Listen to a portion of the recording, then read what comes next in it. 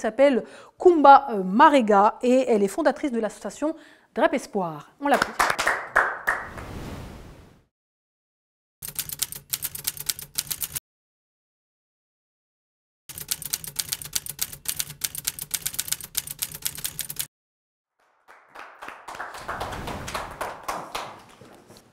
À mes côtés, donc Koumba Marega, fondatrice de l'association DREP Espoir. Alors, vous avez en face de vous donc les membres du jury, nos téléspectateurs surtout. 7 minutes pour convaincre. Jurez-vous de dire rien que la vérité, bien sûr. Rien que la vérité, et je le jure. Ah, merci, ça c'est très convaincant. Alors, on lance le chrono. Alors, on va parler de l'association donc DREP Espoir, vous avez dû le comprendre, c'est la drépanocytose hein, aujourd'hui dont on va parler. Et c'est une maladie, c'est même la première maladie génétique en France. Tout à fait. Donc c'est important de le dire et c'est important de sensibiliser parce que malheureusement, il y a des manquements, il y a des choses qu'on peut améliorer. Tout à fait. Et tu vas nous en parler aujourd'hui. Alors on va présenter l'association. Donc déjà, qu'est-ce qui vous a poussé à créer une association qui sensibilise à la drépanocytose ? Alors moi, aujourd'hui, si j'ai créé cette association, c'est que j'ai une fille qui est porteuse de la drépanocytose. Et donc, j'ai voulu sensibiliser les personnes qui ne savaient pas qu'est-ce qu'était la drépanocytose. Moi-même qui suis là, qui suis maman maintenant, ne savais pas en 2003 qu'est-ce qu'était la drépanocytose. Je l'ai appris un mois après un bilan sanguin qui a été fait. On m'a appelé, on m'a demandé de venir parce qu'on a une annonce à me faire. Oh, quelle annonce! Donc on y va à l'hôpital Robert Debré, on me rassure, on me dit voilà votre fille est atteinte de la maladie de la drépanocytose. Ah bon? Qu'est-ce que c'est? Une maladie génétique qui touche le sang. Donc une grosse anémie. Donc je m'informe, etc. Quand on me l'a dit la première fois, je me suis dit bon allez c'est là, on ne peut plus reculer, c'est là, on va essayer d'avancer et puis comprendre qu'est-ce que c'est. Mais en rentrant à la maison, je suis partie voir mon carnet de santé. Et j'ai vu que ce n'était pas mentionné dans mon carnet de santé que j'étais porteuse du gène.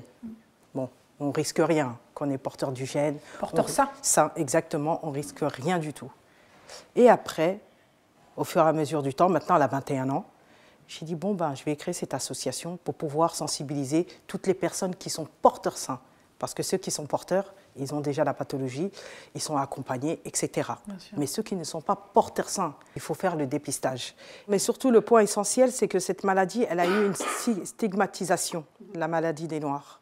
Mais en 2024, ce n'est plus la maladie des Noirs, c'est la maladie de tous. Donc qu'on soit porteur de près ou de loin, il est important de sensibiliser. Parce que vous ne savez pas qu'est-ce que c'est vraiment la drépanocytose. C'est la maladie que moi j'appelle la maladie de la douleur. Et la douleur, elle est inestimable. En tout cas, merci beaucoup pour ce témoignage et de sensibiliser parce que c'est une grande maladie et qui touche de plus en plus de personnes. Effectivement, donc on dit la maladie des Noirs, entre guillemets, parce que c'est vrai que ça touche beaucoup. Donc les gens issus de l'Afrique subsaharienne, mais aussi d'Asie, des Antilles. Tout à fait. Et les milieux aussi méditerranéens aussi. Oui, voilà, exactement, le bas méditerranéen. Donc c'est pour ça qu'on parle de cette maladie, un peu la maladie du Sud, on va dire. Alors, cette association, vous accompagnez qui dans cette association? Quels sont les messages que vous véhiculez à travers cette association? Moi, j'accompagne toutes les familles qui soient atteintes de près ou de loin. Voilà, les familles, les porteurs sains ou pas porteurs sains.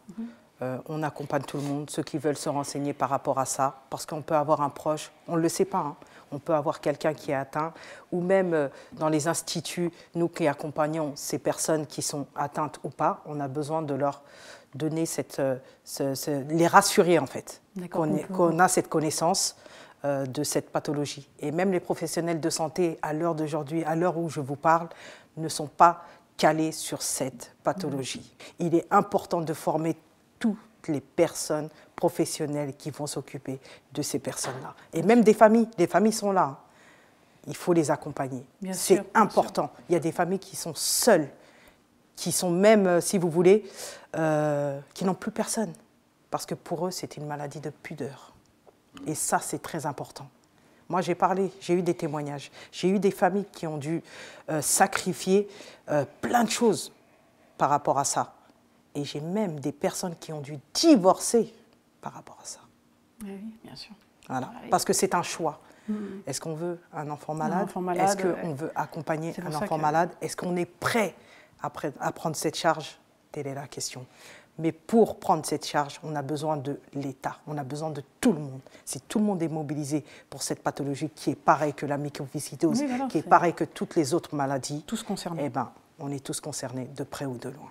En tout cas, merci beaucoup pour ce message. Merci. Et il y a quand même un point qui est très important, même si le temps est court, c'est que les drépanocytaires ont besoin de sang, notamment de sang venant de personnes noires, notamment ceux qui sont noirs. Bien sûr. Parce que, effectivement, tous les sangs sont les mêmes, mais quand tu es drépanocytaire et que tu es noir, tu as besoin de sang de personnes noires. Et le problème de la communauté africaine, c'est qu'elle ne donne pas assez son sang. Donc souvent, les drépanocytaires se retrouvent sans assez de sang pour pouvoir les soigner. Parce qu'en fait, on leur injecte, on leur, comment on appelle, on leur, voilà. Et les échanges et les transfusions. On fait de la transfusion sanguine pour qu'ils aillent beaucoup mieux et plus rapidement. Et donc, ils ont besoin de transfusion sanguine, mais venant de sang d'Africains. Et je suis contente vraiment que vous parlez de ce point par rapport à la transfusion sanguine et qu'on a besoin du don du sang. Vraiment, vraiment, j'appelle à la population noire qu'il est important d'aller donner votre sang. C'est une vraie Parce que ce n'est pas que pour les drépas, c'est pour tout le monde. On sauve une vie avec une poche de sang. Il est important de prendre quelques minutes, quoi qu'il arrive, d'aller se poser et de donner, si on est en bonne santé, d'aller sauver une vie. Et vous n'allez pas le regretter.